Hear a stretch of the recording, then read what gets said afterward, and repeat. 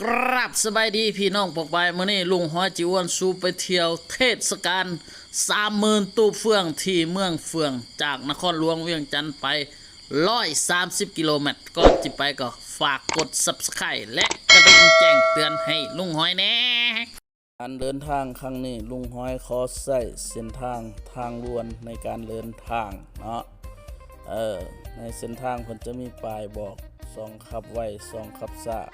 2สุกเสริญเนาะหาต้องควรปฏิบัติตามทางด่วนเพิ่นกำหนดให้เนาะ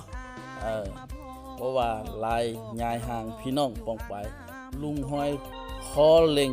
ความไวขึ้นจักหน่อยนะไปนงเฮามาพอกันเสาร์อาทิตย์ที่ว่าง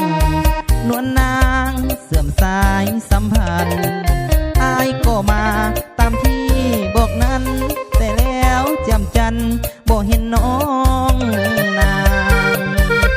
โทรหาหลายครั้งแต่นางยังติดสายอื่นเข้าเฟซคนหาคนยืนเกือบล้มทั้งยืนสตอรี่ของนางเซ็กอินมือนี้คนดีอยู่หาดดอนกาดีต่อใจที่น้องโพดค้างหลังจากที่เฮาขับรถออกจากอุโมงค์หรือว่าผ่านอุโมงค์ออกมาแล้วเนาะอีก1 นาที2 นาทีเฮาจะเห็นป้ายบอกว่าเมืองหินเฮิบเนาะ500 เมตรเนาะอีกบ่ถึงก็ฮอดเด้อพี่น้องให้สังเกตป้ายอยู่เบื้องขวามือเนาะเมืองหินเฮิบฉะนั้นเฮาจะมุ่งหน้าไป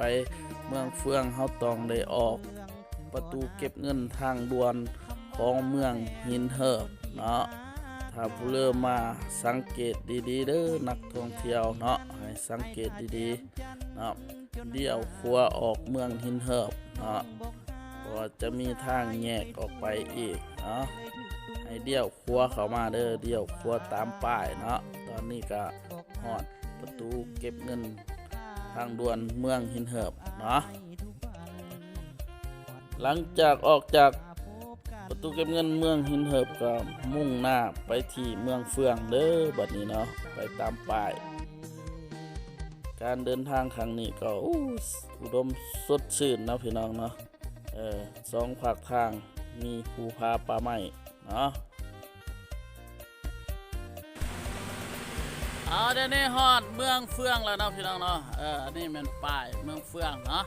ถ้าว่าปิ้นมาทางนี้เป็นป้ายเมืองหินเหิบเนาะอันนี้ฮอดเมืองเฟืองแล้วเนาะฮอดขอบเขตเมืองเฟืองแล้วแต่ว่ายังบ่ฮอดเมืองเฟืองจักหน่อยเข้าไปเนาะไปต่อพี่น้องไป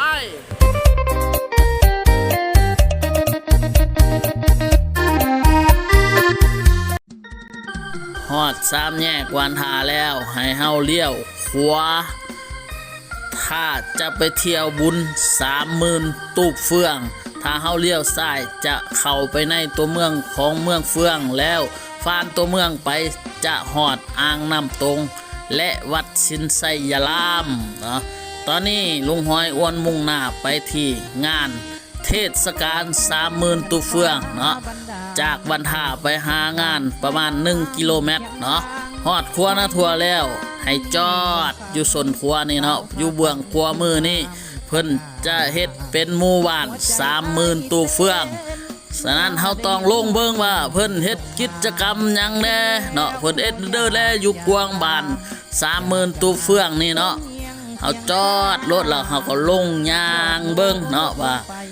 ประวัติความเป็นมาของ30,000ตู้เฟืองเป็นย่องลือแอบเด้อเสนอกับสาวพาสังมีแฟนแล้วบอกถ้าโสดไอ้ขอจริงจัง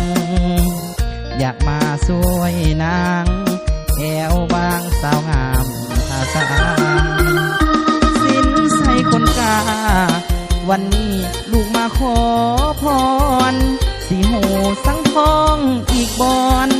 ขอพรให้หักสมหวังเฮ็ดสวนเฮ็ดให้ผู้น้อยผู้ใหญ่เต็มใจจริงจังได้อยู่กับ นางผมสร้างเส้นทางหัวใจ ขึ้นรถยากลาบอกแก้วตาหับแอบเตดเดโบกมือทักมาถ้าแม่บอกอายเดยามบุญกิน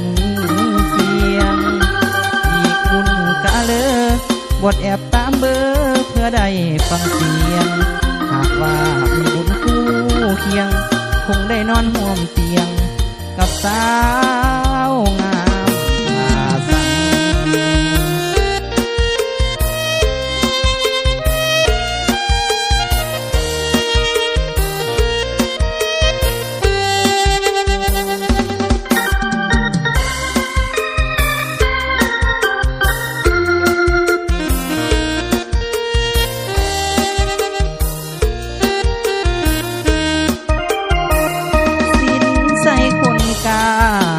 วันนี้ลูกมาขอพรสีโหสังทองอีกบอนขอพรให้หักสมบังเฮ็ดสวนเฮ็ดให้ผู้น้อยผู้ใหญ่เต็มใจจริงจังได้อยู่กับนางห่วมสร้างเส้นทางหัวใจ ขึ้นรถจากลาบอกแก้วตาหับแอดเศษแดโบกมือทักมาถ้าแม่บอกอายแด่ยามบุญกินเกียงอีกบุญกาเลยบดแอบตามเบอร์เพื่อได้ฟังเสียง หากว่ามีบุญคู่เคียง คงได้นอนห่วมเตียง กับสาวงามผ่าสัง